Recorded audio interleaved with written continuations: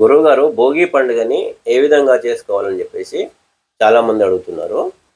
చిన్నపిల్లలు అంటే 10 ఏళ్ల లోపు ఉన్నటువంటి మగపిల్లలు, 10 ఏళ్ల లోపు ఉన్నటువంటి ఆడపిల్లలు ఉన్న వాళ్ళు ఎవరైనా కూడా పిల్లలకు భోగి పళ్ళు పోయవచ్చు.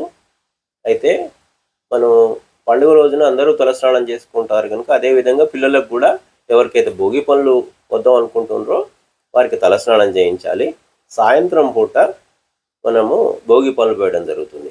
ముత్తైదులను పేరంటంగా పిలుచుకొని ఎవరికైతే భోగి పనులు పోస్తారో ఆ పిల్లవాళ్ళే కాకుండా చుట్టుపక్కల పిల్లల్ని కూడా పిలిచి అందరినీ కూర్చోబెట్టి మధ్యలో ఈ పిల్లల్ని కూర్చోబెట్టి రేగుపళ్ళు, తర్వాత బంతి పూల రెమ్మలు, బియ్యము, ఇవన్నీ కలిపి ఎవరి సాంప్రదాయం, కొంతమంది ప్రాంతాల్లో పాలకాయలు కూడా కలుపుతారు. వాళ్ళ ప్రాంతీయ అంటే పెద్దవాళ్ళని అడిగితే చెప్తారు. వాళ్ళ ఆచారాలను బట్టి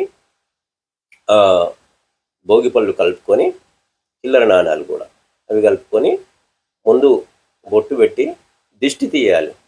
ఫస్ట్ భోగి పళ్ళతోటి దిష్టి తీస్తారు. తీసిన తర్వాత ఇప్పుడు ఉన్న వాళ్ళలో పెద్ద ముత్తయ్యతోటి ముందుగా పోయిస్తారనమాట. ఫస్ట్ దిష్టి తీసిన తర్వాత నెత్తిలో 3 సార్లు ఇట్లా పోస్తారు భోగి పళ్ళు. పోసిన తర్వాత మిగతా పిల్లలకు కూడా పోస్తారు. అందరూ పోసిన తర్వాత మంగళహారతితోటి ఇంట్లో దేవునికి హారతి ఇచ్చిన తర్వాత పిల్లలకు హారతి ఈ విధంగా ఇచ్చిన తర్వాత పెద్దవాళ్ళు అక్షింతలు వేసి ఆశీర్వదిస్తారు. ఈ విధంగా భోగి పళ్ళు చేసుకోవాలి. దీని వెనకాలన్నటువంటి అర్థము, రేగుపళ్ళు మంచిది ఆరోగ్యానికి, అదేవిధంగా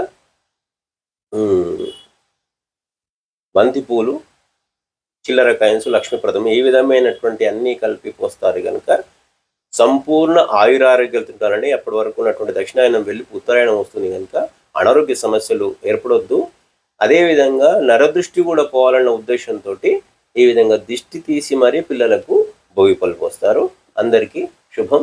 భోగి పండుగ శుభాకాంక్షలు అందరికీ కూడా.